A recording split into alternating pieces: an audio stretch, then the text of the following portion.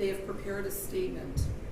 On behalf of Jordan's extended family, we want the court to know that we not only loved him, but we attempted to intervene on his behalf of all the children. Those attempts were rebuffed by both Larissa and Christopher. We specifically recall one opportunity that we had to keep Jordan overnight in our home.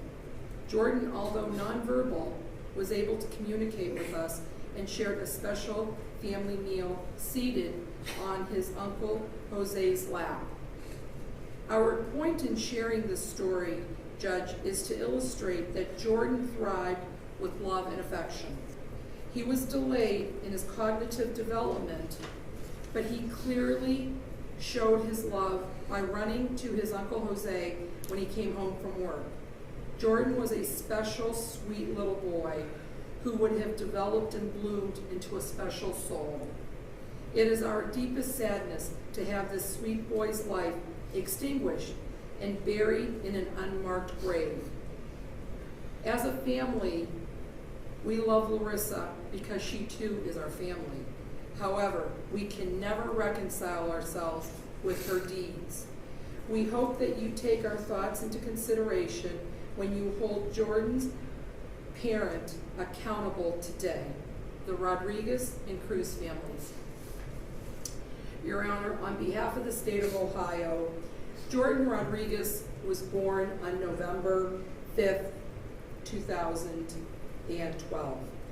He was born 26 weeks premature and had a whole host of medical issues. He was born with one functioning kidneys and other heart and breathing issues. He was enrolled at Cleveland Metropolitan School District, where they actually tried to help with an IEP and help with his developmental delays because he was, of course, nonverbal. Jordan was withdrawn by his mother on September 13, 2016, and told officials at the school that he was moving out of state. Jordan's last medical care ceased on or about November of 2015. Per Larissa, when she was questioned about her child, she said he was out of town, and she repeatedly said that. Then finally, when she was confronted with the fact that that child may have been buried in her backyard, she told Detective Remington, this is what happened on September 21st. While getting the kids ready for school, Christopher brought Jordan in to the bathroom where he was in a semi-conscious state. She tried to revive him with a cold shower, and then she laid him in bed for 24 hours. And she makes it a point to tell Detective Remington that she laid him in bed, in her bed, because she wanted to be close to him. She woke up the next morning of September 22nd, and he was dead. Larissa and the co-defendant Christopher decide to dig a hole which is 4 foot by 4 foot. They wrap him in numerous blankets, garbage bags, duffel bag, and bury him in the backyard. And you will find, Judge, I have provided to this court under seal State's Exhibit A1, 1A to 1H, which are several photographs of the time and energy that it took to bury this child. And the very last photograph is a picture of Jordan.